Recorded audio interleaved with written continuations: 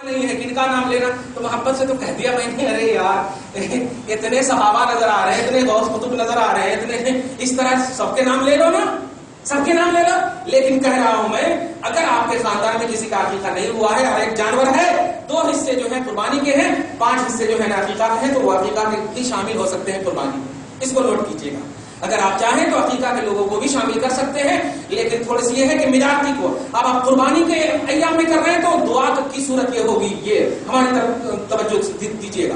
دعا کی صورت یہ ہوگی، مسئلے کتابوں کے حوالے سے بتائے جاتے ہیں کہ قبلہ کی طرف چہرہ کرنا چاہیے. میں کل وائس بھی بھیجا ہوں، قبلہ کی طرف چہرہ کریں، نہیں، چہرے جو ہے یہ 2 سین ہوتی ہے نا، تو اب آسمان کی طرف اس کے چہرے کو کریں گے، قبلہ کی طرف کریں گے تو یہ کٹے گا، یہ نہیں کٹے گا. اب کاٹنا یہ ہے، آپ کو یہ کاٹنا ہے نا بابا، اور یہ کاٹنے کے واسطے ایسے کرنا پڑتا، ایسے کرے تو یہ کٹتا. صحیح ہے؟ ہاں. تو آپ کو آسمان کی طرف کرنا، یہ اچھے سے پکڑنا ہے، توجہ دیجیے گا.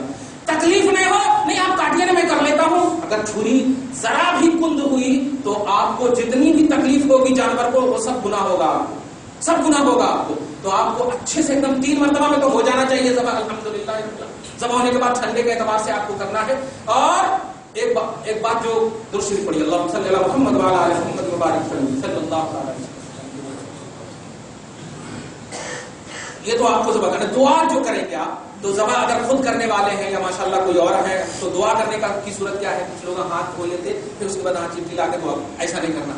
ذبح کرتے ہی الحمدللہ جو بھی ہاتھ وغیرہ میں خون وغیرہ لگے وہ رہنے دیجیے. چٹھی لے لیجیے، 7 نام کی جو چٹھی ہے لے لیجیے، یا پھر اگر ایک ہی نام کے ہیں یاد ہے سبحان اللہ، چھری ہاتھ ہی میں رکھیے اور اللہ سے دعا کیجیے. اس طرح سے دعا کیجیے.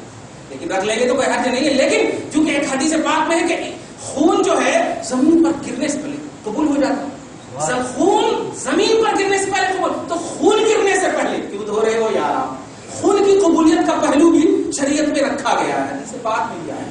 اس لیے آپ کو دھیان دیجیے گا کہ آپ بہترین سے ایک دم ایسے ہی دعا کیجیے. اللہ بس وہ جو عربی میں ہے وہ کیجیے گا الحمدللہ، یا اردو میں بھی آپ کیجیے، اللہ ہماری جانب سے یا فلاں بنت فلاں. ایک اور مسئلہ یہاں بتانا ہے کہ کچھ لوگ پوچھتے ہیں بھائی شوہر جو ہے کس کا نام لینا، بیوی جو ہے کس کا نام لینا، اور کس کا نام لینا. سب سے پہلی بات یہ ہے کہ قربانی جو کر رہا ہے اس کا نام تو آپ لیں، اس کا نام لیں، سب سے پہلی بات یہ. اس کے بعد کھل کر کے بیٹا جو ہے باپ کا نام لے الحمدللہ، اور بیوی جو اگر شوہر کے گھر میں ہے تو شوہر کا نام لے، اور باپ ماں کے گھر میں ہے تو باپ کا نام.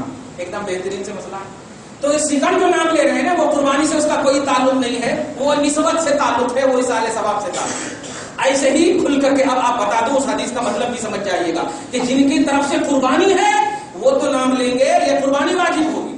اب اس کے علاوہ دعاؤں میں پورے اہل بیت کو شامل کر لیجیے، پورے گھر والوں کو شامل کر لیجیے، پوری امت کو شامل کر لیجیے. یہی ہے اس حدیث کا مطلب. جو رسول اللہ نے کہا یہ میری طرف سے ہے، یہ آل محمد کی طرف سے، یہ محمد کی طرف سے، یہ اہل بیت کی طرف سے. مراد یہ ہے کہ ایک قربانی تو آپ پر واجب ہے، یہ نام لینا یا اس کے علاوہ جتنے بھی نام ہیں وہ سب اصالہ ثواب کے لیے، نسبت کے لیے لیتے ہیں. یہ بات خاص طور سے یاد رکھیے گا. اللہ پاک آپ کو ہم سب کو صحیح فکر کے ساتھ عمل کرنے کی توفیق عطا فرمائے. اب جو ہے بتا دیں نماز کا طریقہ. ہاں ہماری طرف آپ اٹریکٹ ہیں الحمدللہ، دیکھتے رہیے. نماز کا طریقہ بالکل آسان ہے جو ابھی عید میں جیسے بتائیں گے. بس نیت سب سے پہلے آپ کو کرنی ہے.